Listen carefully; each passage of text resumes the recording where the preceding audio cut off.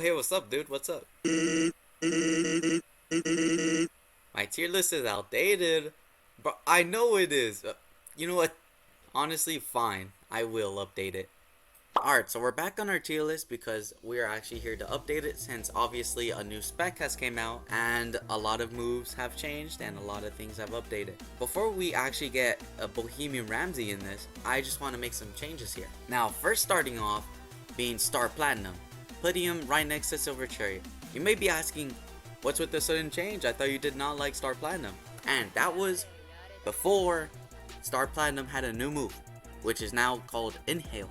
Which, to use it, you use Summon, but you have to attack someone first. This move is an extremely good combo extender and can potentially leave your opponent dead by the time you use the combo with Inhale. It almost has a one-shot combo. I'm saying almost because your opponent can move during the last bit of whatever combo you use if you're going to be using Inhale again, which kind of hurts it, but at the same time, you know, your opponent is almost dead, so it doesn't really matter too much. Or left at half health, depending on how you play. Classic the world. Mans went from who to second place decent. Now, why second place instead of first place?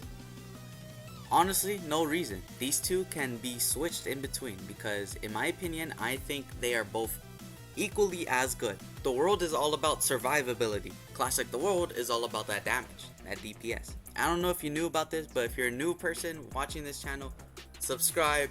And then 2, I like some DPS, man. Me like some DPS. I don't know who doesn't, man. Makes my brain go boom. Now I think this next choice brings no one shock, and that is putting down the hand to men. Now you may be wondering, what changed my opinion on this stand to make it even worse? And to that I say, it's V move. Specifically, it's armor V move. You may be typing in the comments, but Drop Dealers, in multiple videos of you using the hand, you said that it was its best feature. And to that I say true. However, there is one issue that I have actually discovered. Let me make an example. You know how with counters, they have a startup before the counter actually gets triggered? Well, it's kind of the same case with the hand. Except it's not as bad, it's literally like 0.1. But it's still the fact that it's not immediate that it doesn't come out is what messes you up big time. And that is why I'm putting the hand at meh. Now moving on to our next decision, we're going to be bumping up Tusk and putting him right next to, I'd say Star Platinum. Mainly just because recently, not really recent, like a couple months ago, someone made a video on Tusk and how you could completely abuse his infinite rotation passive ability to the point where it's almost basically a true combo, except for the fact that there's a little window where your opponent can block. Keyword being little window. So you're most likely to get the true combo off as long as you know how to do that combo. Now if you don't know what I'm talking about, just look at this video here, it explains everything there. But essentially, I found a video where this guy was using this combo and I wanted to do it myself and make a video on it because it seemed really good. And I'm also going to be bumping down White Snake down here. How low? I'll put him above Sticky Fingers, mainly just cause his damage is not very good. Combos pretty basic and they get pretty scaled hard, so it's not really worth. And on top of that, his V move, which is I'd probably say his best feature, is now gone.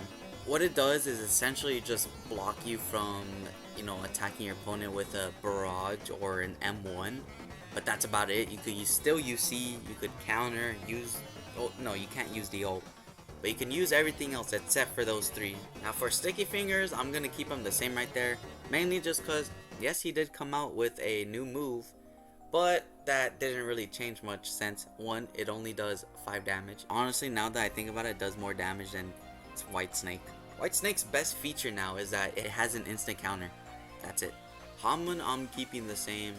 The Killer Queen I'm keeping the same. I already changed these 2. Silver Chariot, honestly, I'm gonna bump this up higher than Golden Experience Requiem. Now why do I do this? It is because with Golden Experience Requiem's counter, I mean, one-shot combo, sure, it does have a one-shot combo, but your opponent has to hit that counter in the first place in order for that thing to start up. And it's pretty tough to have it start up too.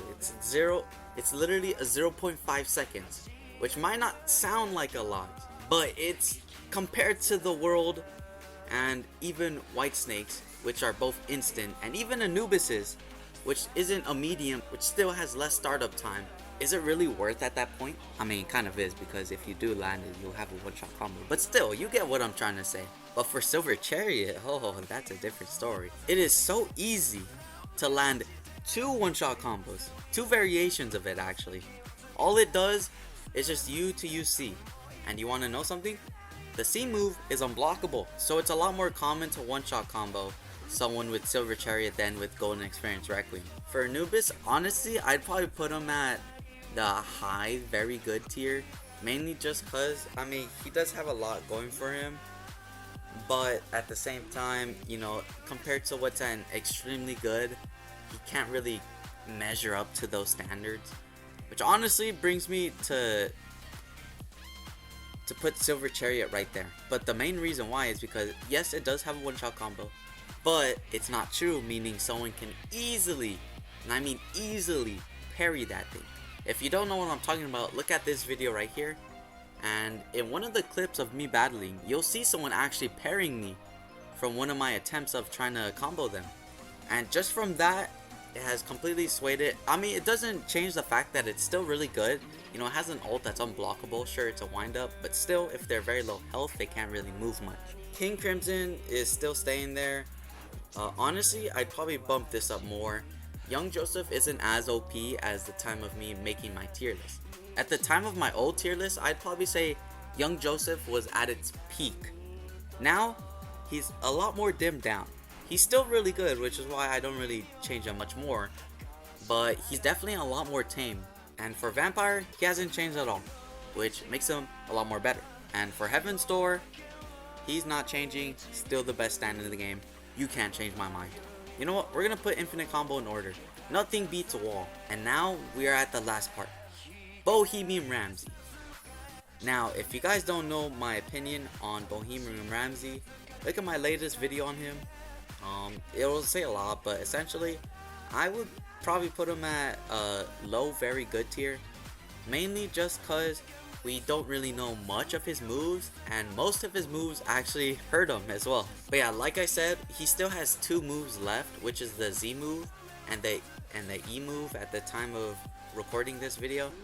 So he still has a lot of potential here. But from what I can see, almost every single move that he has damages himself, which lowers his value, or at least in my eyes. Of course it's canon, but it doesn't change the fact that he does damage to himself. The only move that doesn't do damage to the user is actually the counter, which is, I believe, the V move. But besides that, every single thing does damage to himself. Hello guys, this is Editor Tropulus here, and I was looking through recording and I realized I forgot about cars.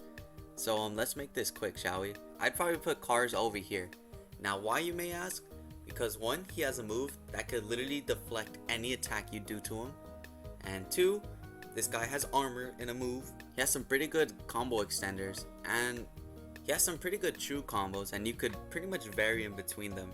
And in terms of untrue combos, some can actually work, surprisingly, and that is why I will put him at extremely good. At the bottom tier, but still really good. And this, my fellow Chads, is the tier list that I've made. I've definitely changed a lot, and the new character is in very good low tier. Let me know down in the comment section below what you guys think of this tier list and what your guys' tier list is, because I'm pretty interested in what you guys are gonna think about this. And subscribe.